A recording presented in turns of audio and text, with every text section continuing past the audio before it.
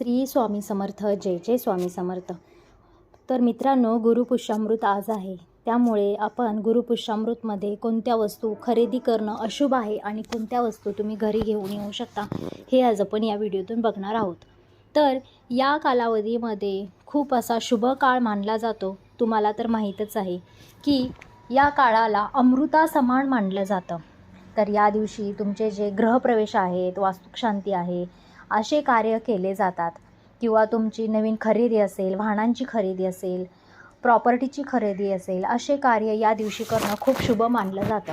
आणि कोणत्याही धंद्याची सुरुवात किंवा कोणत्याही व्यवसायाची सुरुवात या दिवसाने केल्यानंतर त्यामध्ये तुम्हाला खूप भरभराटी अशी भेटते. त्यामुळे हा दिवस खूप शुभ आहे.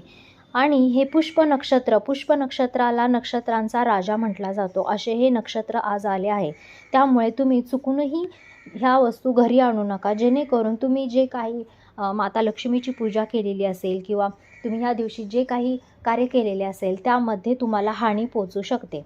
तर तुम्ही बघा, या दिवशी तुम्हाला काळ्या रंगाचं कोणत्याही वस्तू घरात आणायच्या नाहीत.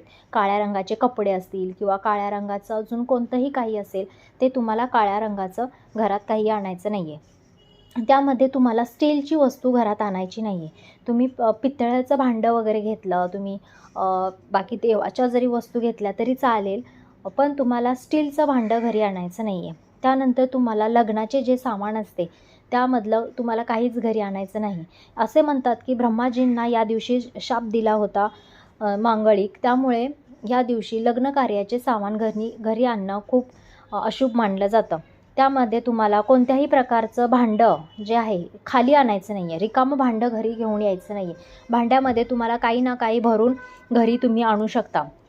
त्यानंतर तुम्हाला धारदार वस्तूसुद्धा, जे चाकू असेल, कैची असेल, यासारख्या वस्तू तुम्हाला घरात आणायच्या नाही आहेत. त्यानंतर तुम्हाला सेकंड हँड वस्तू कोणत्याच खरेदी करायच्या नाही आहेत.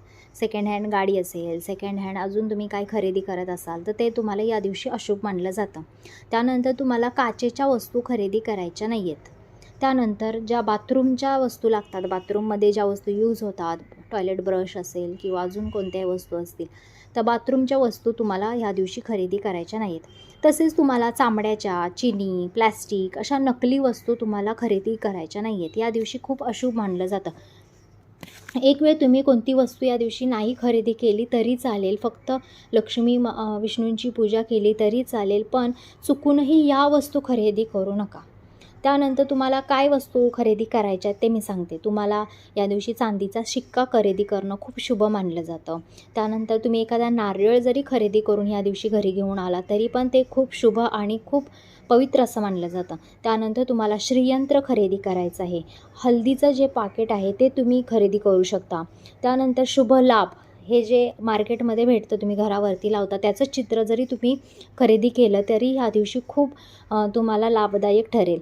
त्यानंतर तुम्ही चणा डाळ तुम्ही खरेदी करू शकता, शंख खरेदी करू शकता. आणि जी माता लक्ष्मीसाठी जी प्रिय अशी वस्तू असतात, ज्यामध्ये वेलची असेल, ज्यामध्ये कवड्या असतील किंवा ज्यामध्ये कमळगट्ट्याची माळ असेल, असे जे लक्ष्मीसाठी जे प्रिय वस्तू आहेत त्या तुम्ही खरेदी करणं हे खूप शुभ प्रतीक मानलं जातं. तर बघा मित्रांनो, अशा प्रकारे तुम्हाला ह्या वस्तू कोणत्या खरेदी नाही करायच्यात आणि कोणत्या वस्तू तुम्ही खरेदी करू शकता. तुमच्या ऐपतीनुसार तुम्ही कोणतीही एक वस्तू यापैकी जरी खरेदी केली तरी चालेल. असं काही नाही आहे की तुम्ही चांदीच्याच वस्तू, सोन्याच्याच वस्तू खरेदी करा. तुम्ही यातल्या एखाद दुसरी वस्तू जी आपल्या बजेटमध्ये बसेल अशी तुम्ही घरी आणू शकता, पण तुम्ही यातली एक तरी वस्तू नक्की घरी आणा, जेणेकरून तुम्हाला नक्कीच फायदा होईल. श्री स्वामी समर्थ. जर ही माझी माहिती तुम्हाला आवडली असेल तर माझ्या चॅनलला लाईक आणि सबस्क्राईब करायला विसरू नका.